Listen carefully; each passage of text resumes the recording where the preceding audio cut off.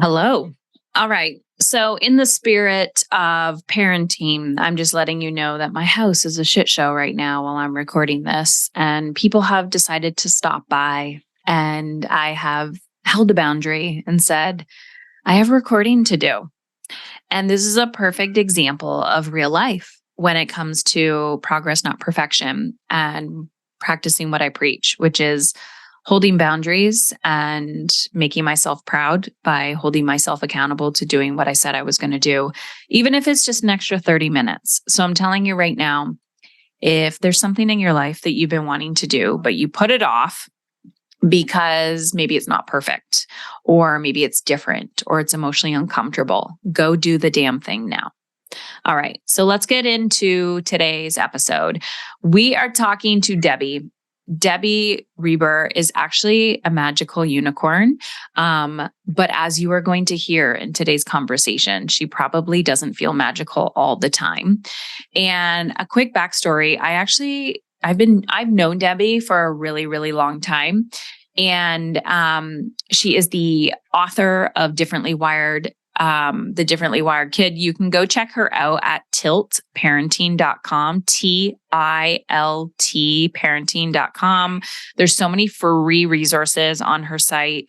And she was actually a book mentor of mine. So she's the author of Differently Wired, A Parent's Guide to Raising an Atypical Child with Confidence and Hope. And so she talks a lot about ADHD, Asperger's, gifted children, sensory issues, learning disabilities, anxiety, and more. So that is TILT, TILT, parenting.com. And then, of course, my phone rings and my dad is calling too. And I am just plowing through, right? Everyone needs us all the frickin' time. And no, this is me holding a boundary, focusing, and I am not stopping my damn recording and starting again. Anyways, Debbie Reber, we're diving in. Before you listen to today's episode, what I wanted to tell you is I reached out to Debbie before I became an author, and she was actually one of my mentors who helped me along the road. And I remember when I first reached out to her, I was like, I knew nothing about writing a book, and I was so overwhelmed by the process. And I think she had some type of workshop or course or something. And I took her course, and it just got me to the next step. And then I was like, okay, now I need this. Okay, now I need this. And now I need this. And to be honest, I was so embarrassed because I think I only got through like half of her course, and I was so ashamed, and I felt like I was failing as an author or potential writer. And I just wanted to share that with you because, that hasn't really impacted our relationship. I haven't talked to Debbie since then, and I reached out to her and I was like, I want to interview you. And I interviewed her. Oh, good. Now my dog is going to bark. This is great. Dad calls, dog barks, kids yelling. This is awesome and fabulous. Anywho, let's dive in to Debbie's conversation, and let's learn why raising differently wired kids when they become teens is like a whole other shit show, like the one I'm living in right now. Hello, Debbie. I'm so excited to have this conversation with you. Me too, Heather. It's so nice to see you. It's been a while. I feel like the last time we connected, I was going through my emotionally uncomfortable birthing of becoming an author. And you were a pivotal person. Well, one of my stepping stones on that path. And oh gosh, what a shit show of becoming an author. Yeah, it's a heavy lift, isn't it? It's very involved in every way when you're going through it. Yeah, it's like it's like raising children in general, and then differently wired children. And you learn as you go, and you learn as they grow, which is what we're talking about today, is when you're raising differently wired children as they're becoming teens and adults, because I think there's a lot of information out there on the younger years. And I know you've been in this space for a while. And so I just wanted to hear your perspective, because you've been such an advocate for well, your book, Differently Wired, and your other books as well, but what that has been like for you out in the world, the real world of raising children when they're coming up to teen and adulthood and all the things. So yeah, I'm going to give you the microphone. Like, what do you want to say? You're on stage. What do you want to scream from the rooftops? Oh boy. Well, what I think is so interesting about this is, and I say this all the time, is that there's so many things, like when you're raising a younger child who's neurodivergent, they are on a lagging timeline in terms of their social emotional development, their ability to emotionally regulate. And oftentimes we might be seeing really intense, bigger behavior, and they don't have those coping skills down, right? And so as our kids get older, a lot of that stuff tends to even out a little bit. So in some ways, it's like, oh my gosh, we made it, right? It's we made it through the rain, and we're in a new world, and we are. But things get tricky and complicated just in completely different ways, because neurodivergent kids are complicated, and puberty is complicated for them, and being an adolescent and figuring out identity and then moving towards launch. It's all going to just look different from kind of that neurotypical experience. What did you notice within yourself going through that transition? Because I believe every human is different and everyone has their own unique human experience. But I, in particular, had something that I didn't expect to happen when my children were headed into teenhood, when they already have some differently wired, things that I had to let go of. So curious from your parenting or identity perspective, what you've noticed. Yeah, I think there is that part of me that I was like, oh, we've made it through this. And so when things got challenging in different ways, I wasn't really expecting that. I think, I feel like I was told by a therapist or someone early on that when you have a child who does kind of push back and confronts our role as a parent from an early age. And, I don't like the word defiant, but a child who really requires a lot of evidence to change their beliefs and really has a very strong perspective. I had heard that when that's the rebellion, you can kind of get it over with. And so when all these parents of neurotypical kids who had very compliant children, their kids become teens, they're like, whoa, what's going on? But that actually isn't the case. This process of individuation and which is so necessary, and figuring out who you are. And so whatever that dynamic is like, however close your relationship is, whatever it looks like, our kids are designed to, and they need to push back. And I don't know that I was really prepared for that and how it would feel to me. I was someone who homeschooled my child for many years too. And so we were thick as thieves. And so I had to just really kind of do my own work to be okay and to really support my child in, figuring out who they are on their own terms. Mm-hmm. Yeah. I experienced a lot of grief. I didn't know I was going to experience that. But I didn't know it was grief. And it was bleeding into other areas of my life as well, where I felt very confused. And I was like, what is going on? Why does this feel like a completely new language to me? Like I've been at this for decades. Right. Yeah. I will say that a lot of this stuff corresponded with COVID and perimenopause. And so it was a very intensive experience for me on an emotional level that I certainly wasn't prepared for. A lot of the time felt like, I just don't know how to do this. I thought I knew what I was doing, and I'd figured out systems and fluency in my kid and, and I have so many tools, as I know you do. And so I felt really well equipped. And so I think was kind of the biggest struggle for me, was just feeling like I'm out of my depth. I don't know what to do here. And I was also dealing with my own hormonal changes, and my anxiety really went up, and all of those things. So definitely a tricky time.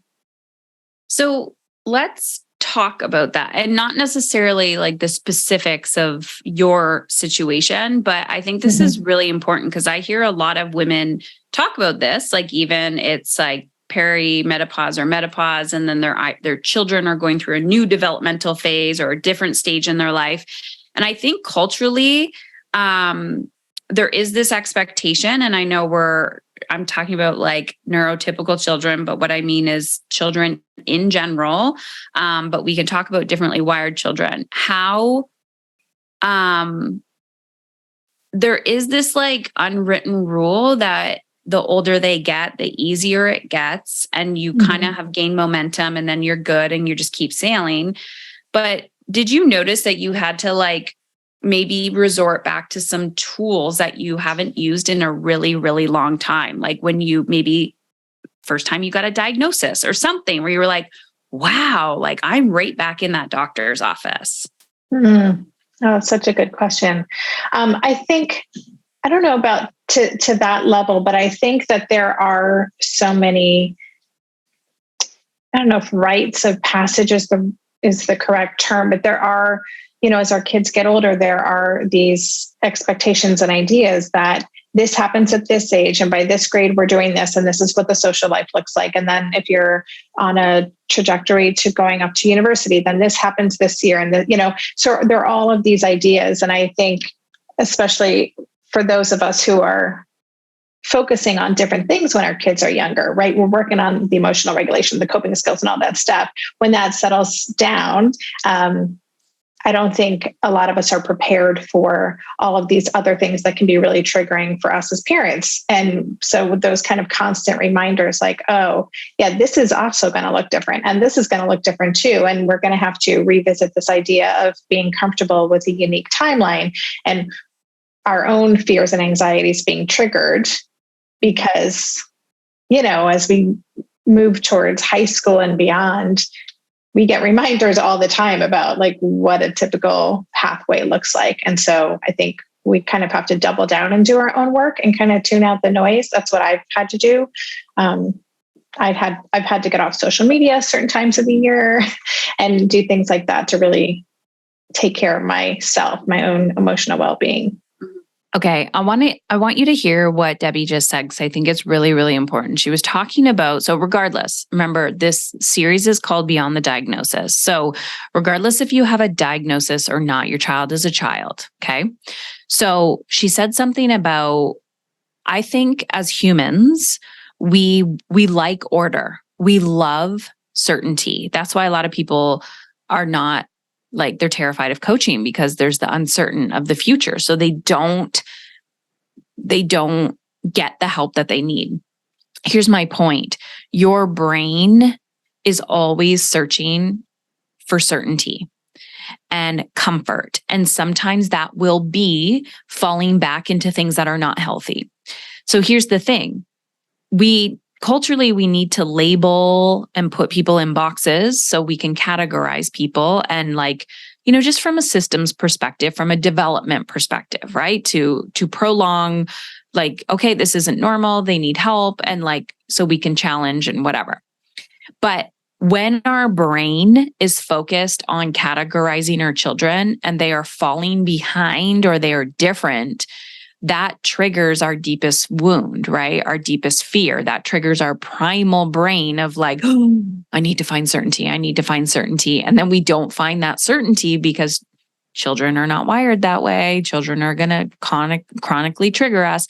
So then we try to control. We try to control their behavior. We try to control outcomes because we think when we control, we will have certainty. Okay. So I just want to make that point for you that if you are raising a differently wired child or a child in general that doesn't fit the mold of other children, and you're like, WTF, what is going on here? So your brain is doubling down on control, right? Controlling their behavior, controlling what they eat, control, because your perceived control equals certainty, but that's not really true. So control is not the answer.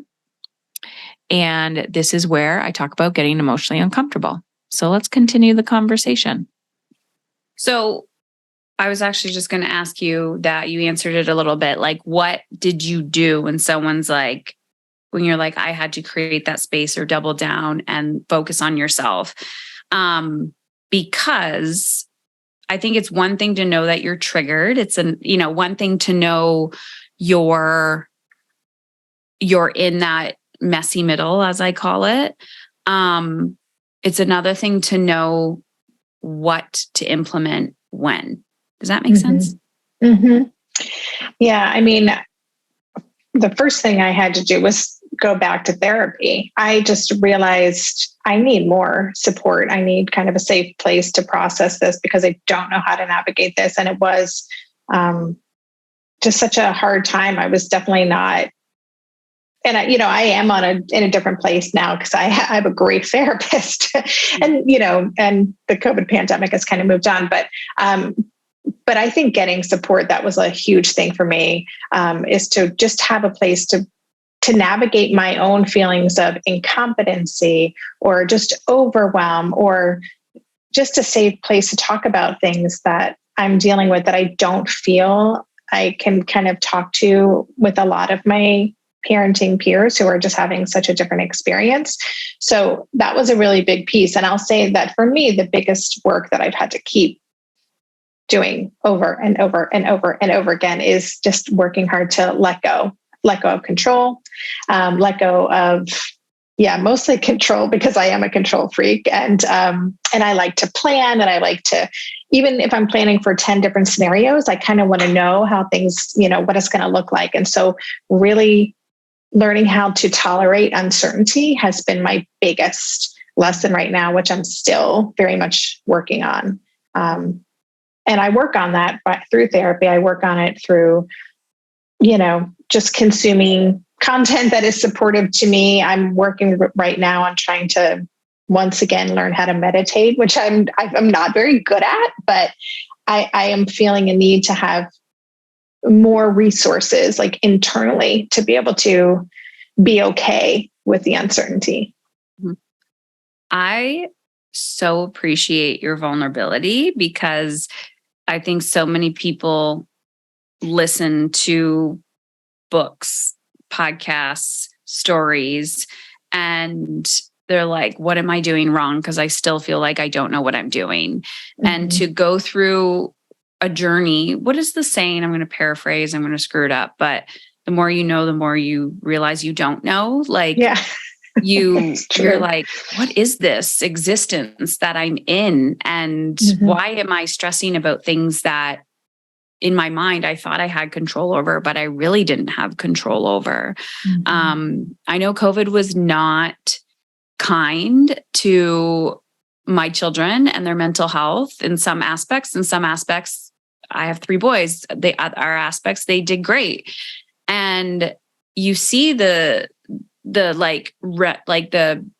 end results of that, right? Of like how that plays out after. And a lot of people don't have answers to it. It's like just the processing, and that is uncertainty. Like that is like the messy middle of it. And then throw on a few other things, but it sounds like the parallels, completely different experiences, but the parallels of, the children going through stages and phases in an already difficult time while you're also going through your own. The last few years, I thought it was COVID, but then I was like coming out the other side. I'm like, that was a shit show. That was an evolution of my child is changing and evolving. I'm changing and evolving. It wasn't fun to go through. It was incredibly scary. Yeah. Yeah, for sure. The hardest phase or season of my life. Absolutely. Absolutely. And it is, I think what you said as well, like, I'm sure you're reading the same studies I'm reading about the mental health of young adults and adolescents in general right now. And I think for neurodivergent kids, they can be even more deeply impacted, and because that social emotional development at such critical times, which is already lagging, really was delayed even more. So I think it's really complicated. Okay. So she makes the comment about the social and emotional skills and the studies. Here's my thing. Awareness is key, but changing our behavior as parents is what is required in order for us to see change. And I am all about what is happening and what studies show and theories and talking about it. But what can we implement every single day in our lives within ourselves and our children? And if our kids won't listen to us because they're teenagers or adults or they just won't, that's okay.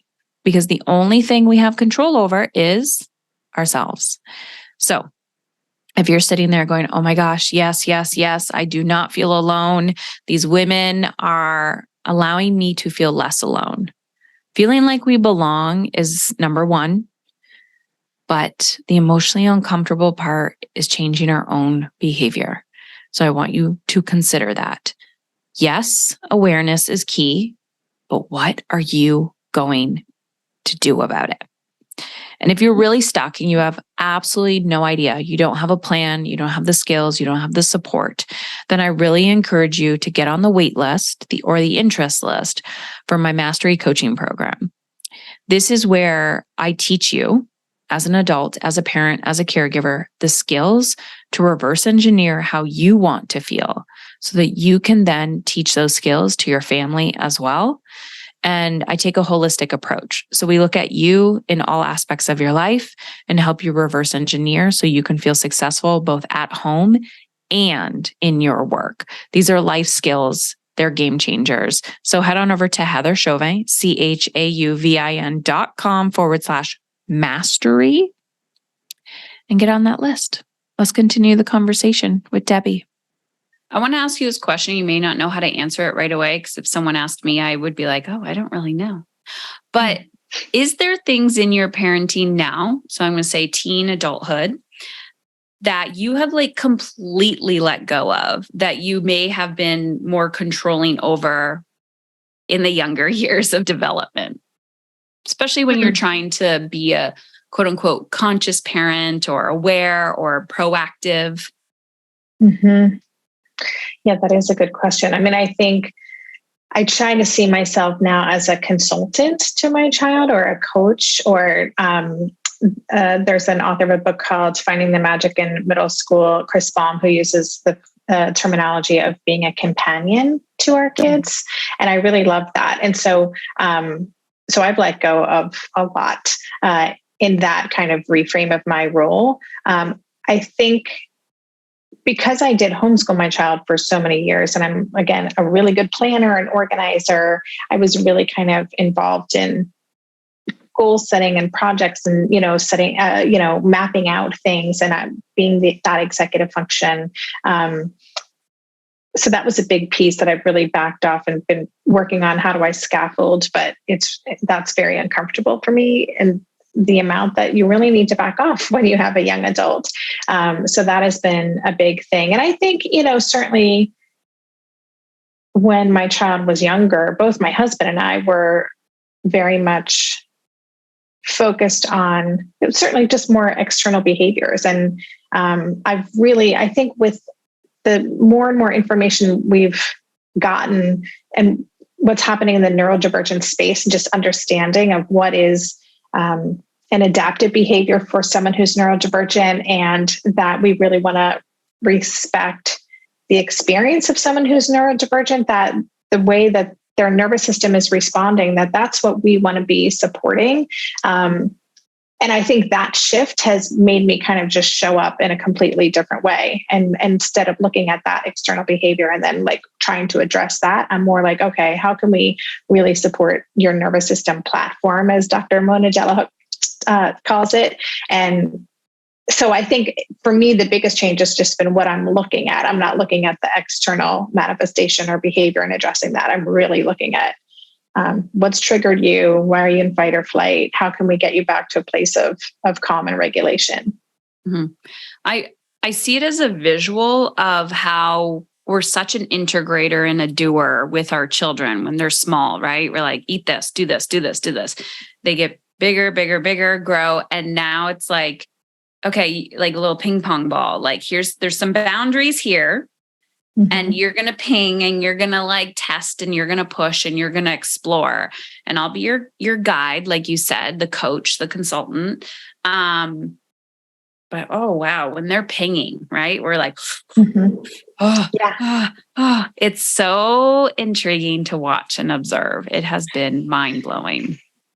Mind blowing is accurate. Yes. I'll share one other thing that I've been working on now that is very different is, I don't know if you're familiar with the concept of declarative language. No. It is, and I'm spacing on the name of the author, and we can maybe throw it in the notes for this. Okay, so the author that she was talking about for declarative language is Linda K. Murphy. And that's Declarative Language by Linda K. Murphy. You are going to want to check her out. Amazing. The notes for this, but declarative language is really effective with kids who are demand avoidant. So even a question, would you do this? How was your day? What happened here? Could be very triggering and kind of spark a kid into fight or flight. And so declarative language is using statements. I'm really, I'd love to know when, I'm so curious about what happened at school today, as opposed to what happened at school today. Or I'm going to be cleaning up my room. Let me know if you need help. Or, so it's kind of, it changes the way that we communicate really any message, and it can become much more collaborative. And so that is just like something I've been doing differently in my parenting life that has been really hard for me to do, but very effective, especially with the neurodivergent kid, many of whom are demand avoidant. Yeah. Okay. Demand avoidant, meaning like when you have a demand, like it sounds like the energy. So my brain always thinks in like energy where it's like controlling, kind of like forceful of like demand, meaning like, tell me how your day was. Is that what you mean? Yeah, like a lot of neurodivergent kids, most I think have, for example, sensory processing differences, right? And so even the environment can feel really demanding. And so a lot of these kids have very small windows of tolerance about what helps them feel safe and regulated. And so a demand could be, we have to leave the house by 6 o'clock. We have to get out the door, put on your clothes. Do you help with this? How was school? Do this homework. Anything could be a perceived demand even. And so sometimes just a question. What I'm learning is that a lot of kids who are already wired to kind of go into defense mode pretty easily, that sometimes just a question, would you put on your shoes? Can create a shutdown for some kids. And so changing it to, I wonder how fast we could put on our shoes today. I'll race you. Even that kind of switch is a different way that's not going to trigger that same, back off response in a kid. So this makes me think, one, I've never heard of this, and I'm going to have to read this book that you're telling me about. And we'll definitely put the author in the notes, because this is something along the lines of what I have had to do with my teenager, which I didn't know that I was doing. But one thing you said about the collaboration, the co-creation, I always ask, how do I want to feel? Right? Like, how do I want to feel in this conversation I'm about to enter? Even though it's emotionally uncomfortable, it can be triggering. Usually we want to feel connected. We want to feel collaborative. And Debbie, I can identify with I like to be the planner. I like to be controlling. I like to let's take action. Let's move along. And I can see how it's forced me to slow down a little bit and to be more collaborative in my communication, which is, yes, this is awesome. I'm so going to look into this, because I'm like, mind is blown. And I've been challenging myself to do that as well. And it's fascinating to watch the behavior and response where I'm like, oh, you're more open and receptive because I'm not being such a control freak. Yeah, you're not attached. And I think that is the thing with so many of our kids. I think most of us as parents, we're very invested in and enmeshed in our kids' emotional experience. And so I love that. that you kind of set that intention. How do I want to feel in this exchange? Because our kids read our energy. They're very tuned in. And so if we can go into those conversations or interactions really with our own clean energy, being clear on what our intention is, and kind of respecting our kids' autonomous experience and not making it mean anything about us. And that is not easy to do. But if we can do that, it's amazing how it not only will it kind of deflate or minimize conflicts, like it's going to completely shift how we feel in relation with our kids. And I love that you mentioned connection. To me, that is the most important thing. Yeah. Oh, the emotionally uncomfortable of like the disconnect, like wanting to be connected to your child, but not attached to their experience, like letting them be letting them find themselves and to figure that out. That is like this push pull. I've had this conversation many times with my children, my husband, where I'm like, it's this like, when do I lean in? When do I pull back? It's one thing to know you're holding a boundary or you're pushing back, but it's another thing that, you're being a teenager, like you're giving me pushback, but you're also trying to get your way a little bit, like to be like a scientist or like a detective, where you're like, do I lean in? Do I push back? Do I test? Do I throw noodles at the wall? It's like, you gotta be a ninja. It's so hard. And you have to manage your own. So while you're figuring that out and trying to read the room and be fluent and nimble and whatever has happened in their day or where they are today and what's going on, that scaffolding, we build it up, we take it down, we put a little bit more here. Yeah. And it is a very uncomfortable dance while we're also managing our own triggers and our own fears and our own insecurities and am I failing my kid? And what is this person going to think? And I mean, that's why, like I say to my therapist, I don't know how to do this. And, and I keep saying, just tell me what to do. Give me a plan, and she's like, there is no plan for this. This is individuation. This is what you're doing. This is what we do. And of course, with the neurodivergent kid, who a lot of us as parents have been much more involved and have had to play that role of executive function and on a different scale, it can be especially just messy trying to figure out,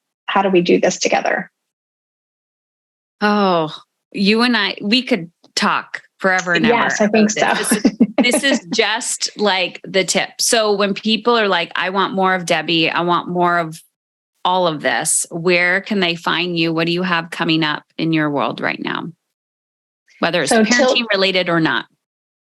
Oh, good question. I always have a kabillion things going on, but I will say Tilt Parenting is kind of my hub for everything. And my podcast is still my primary, and you're going to be on it this fall. It's still my primary. We haven't scheduled it yet. You're like, oh, really? No, but yes. I'm like, yay. Yay. So that's still my primary way of communicating. I have a pretty vibrant community called the Differently Wired Club, which I'm going to be making some exciting changes to this fall as well. So those are kind of my two biggies. Awesome. I so appreciate your openness and vulnerability, Debbie. And it just gives me reassurance too, that, we can try to be better every day and curious and, the judgment, yes, we want to judge other people to control and do all the things, but it sounds like there's a lot of judgment within ourselves of unlearning as well, of like what a good mother is or how to raise the perfect child.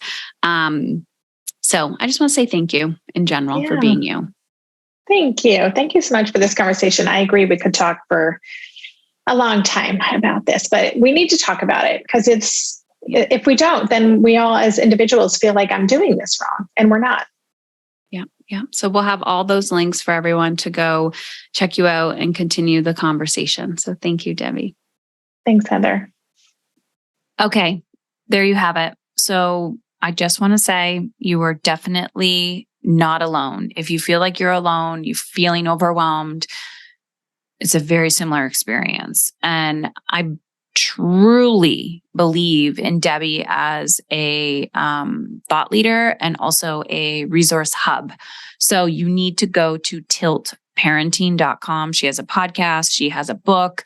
And then you're going to go down the rabbit hole with her. And she is going to introduce you to some amazing speakers And so I'm just going to read her bio quickly. Tilt Parenting founder and CEO Debbie Reber is a parenting activist, best-selling author, podcast host, and speaker, a certified positive discipline trainer, and a regular contributor to Psychology Today and ADD Attitude magazine. Debbie's most recent book is Differently Wired: Raising an exceptional child in a conventional world. I could read all the things, but what I definitely wanted to tell you is you just need to know her.